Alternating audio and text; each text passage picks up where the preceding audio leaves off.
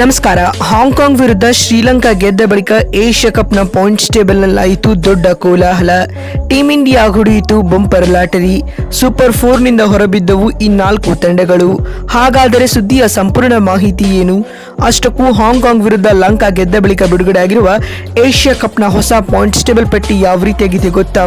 ಹೀಗೆ ಇದರೆಲ್ಲದರ ಬಗ್ಗೆ ಈ ವಿಡಿಯೋದಲ್ಲಿ ಕಂಪ್ಲೀಟ್ ಆಗಿ ತಿಳಿಸ್ಕೊಡ್ತಾ ಹೋಗ್ತೀನಿ. ಆದ್ದರಿಂದ ದಯವಿಟ್ಟು ಈ ವಿಡಿಯೋವನ್ನು ಕೊನೆವರೆಗೂ ನೋಡಿ.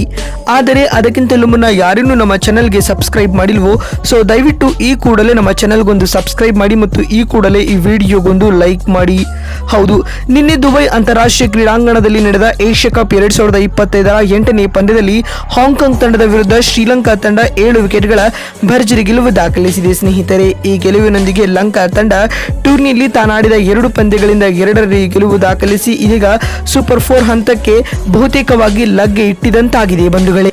ಮತ್ತು ಅದು ಬಿ ಗುಂಪಿನಿಂದ ಎನ್ನುವುದು ಗಮನಾರ್ಹದ ಸಂಗತಿಯಾಗಿದೆ. ಇದಕ್ಕೂ ಮುನ್ನ ಈ ಒಂದು ಪಂದ್ಯದಲ್ಲಿ ಟಾಸ್ ಗೆದ್ದಂತ ಲಂಕಾ ತಂಡದ ನಾಯಕ ಮೊದಲು ಬೌಲಿಂಗ್ ಮಾಡುವ ಆಯ್ಕೆಯನ್ನು ಆಯ್ದುಕೊಳ್ಳುತ್ತಾರೆ. ಅದರಂತೆ ಹಾಂಗ್ಕಾಂಗ್ ತಂಡ ನಿಗದಿತ 20 ಓವರ್ಗಳಲ್ಲಿ 4 ವಿಕೆಟ್ ಕಳೆದುಕೊಂಡು 149 ರನ್ಗಳ ಉತ್ತಮ ಇನ್ನಿಂಗ್ಸ್ ಕಟ್ಟಿತು ಸ್ನೇಹಿತರೆ. ಇದಕ್ಕೆ ಪ್ರತ್ಯುತ್ತರವಾಗಿ ಶ್ರೀಲಂಕಾ ತಂಡ ನಿಗದಿತ ಟಾರ್ಗೆಟ್ ಅನ್ನು 18.5 ಓವರ್ಗಳಲ್ಲಿ 6 ವಿಕೆಟ್ ಕಳೆದುಕೊಂಡು ಸುಲಭವಾಗಿ ಚೇಸ್ ಮಾಡಿತು. ತಂಡದ ಪರ ಆರಂಭಿಕ ಆಟಗಾರ ಪಾತುಮ್ ನಿಸಂಕ 68 ರನ್ಗಳ ಅಮೋಘ ಇನ್ನಿಂಗ್ಸ್ ಆಡಿದರು ಸ್ನೇಹಿತರೆ. ಇದಲ್ಲದೆ ಕುಸಿಲ್ ಪರೇರಾ 20 ರನ್ಗಳ ಕೊಡುಗೆ ನೀಡಿದರು. ಈ ಮುಖ್ಯವಾಗಿ ಹಾಂಗ್ಕಾಂಗ್ ವಿರುದ್ಧದ ಈ ಗೆಲ್ಲಬೇಕಾದ ಪಂದ್ಯದಲ್ಲಿ ಶ್ರೀಲಂಕಾ ತಂಡ 4 ವಿಕೆಟ್ಗಳ ಭರ್ಜರಿ ಗೆಲುವು ದಾಖಲಿಸಿತು ಸ್ನೇಹಿತರೆ.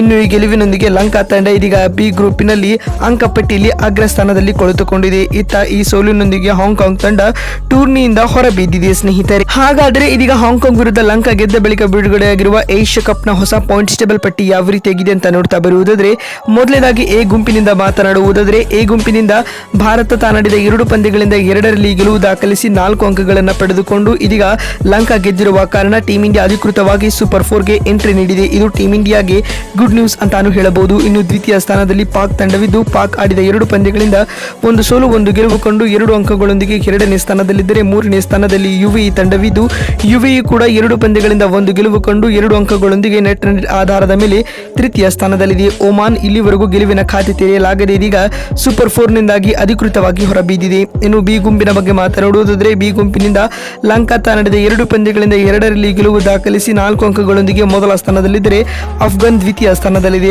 ಅಫ್ಘಾನ್ ಆಡಿದ 1 ಪಂದ್ಯದಿಂದ ಆ ಪಂದ್ಯವನ್ನು ಗೆದ್ದುಕೊಂಡು 2ನೇ ಸ್ಥಾನದಲ್ಲಿದೆ. ಮತ್ತು 3ನೇ ಸ್ಥಾನದಲ್ಲಿ ಬಾಂಗ್ಲಾವಿದ್ದು, ಬಾಂಗ್ಲಾ ಆಡಿದ 2 ಪಂದ್ಯಗಳಿಂದ 1 ಸೋಲು 1 ಗೆಲುವುಗಳೊಂದಿಗೆ ತೃತೀಯ ಸ್ಥಾನದಲ್ಲಿದ್ದು, 4ನೇ ಹಾಗೂ ಕೊನೆಯ ಸ್ಥಾನದಲ್ಲಿ ಹಾಂಗ್ಕಾಂಗ್ ತಂಡವಿದ್ದು, ಹಾಂಗ್ಕಾಂಗ್ ಆಡಿದ 3 ಪಂದ್ಯಗಳಲ್ಲಿಯೂ ಮುಗ್ಗರಿಸಿ ಟೂರ್ನಿಯಿಂದ ಅಧಿಕೃತವಾಗಿ ಹೊರಬಿದ್ದಿದೆ. ಈ ಮುಖ್ಯವಾಗಿ ಹಾಂಗ್ಕಾಂಗ್, ಬಾಂಗ್ಲಾ ಮತ್ತು ಒಮಾನ್ ತಂಡಗಳು ಸೂಪರ್ 4ನಿಂದ ಅಧಿಕೃತವಾಗಿ ಹೊರಬಿದ್ದಿವೆ ಸ್ನೇಹಿತರೆ. ಇನ್ನು ಯುಎಇ ವಿರುದ್ಧ ಪಾಕ್ ಸೋತರೂ ಕೂಡ ಪಾಕ್ ತಂಡ ಕೂಡ ಸೂಪರ್ 4ನಿಂದ ಹೊರಬೀಳಬಹುದು. ನೋಡಿದ್ರಲ್ಲ, ಹಾಂಗ್ಕಾಂಗ್ ವಿರುದ್ಧ ಲಂಕಾ ಗೆದ್ದ ಬಳಿಕ ಬಿಡುಗಡೆಯಾಗಿರುವ ಏಷ್ಯಾ ಕಪ್ನ ಪಾಯಿಂಟ್ಸ್ ಟೇಬಲ್ ಯಾವ ರೀತಿಯಾಗಿತ್ತು ಅಂತ ತಿಳಿಸಿಕೊಡುವ ನಮ್ಮ ಈ ಪ್ರಯತ್ನ ನಿಮಗೆ ಇಷ್ಟವಾಗಿದ್ದಲ್ಲಿ ಈ ಕೂಡಲೇ ವಿಡಿಯೋಗೊಂದು ಲೈಕ್ ಮಾಡಿ. ನಮಸ್ಕಾರ.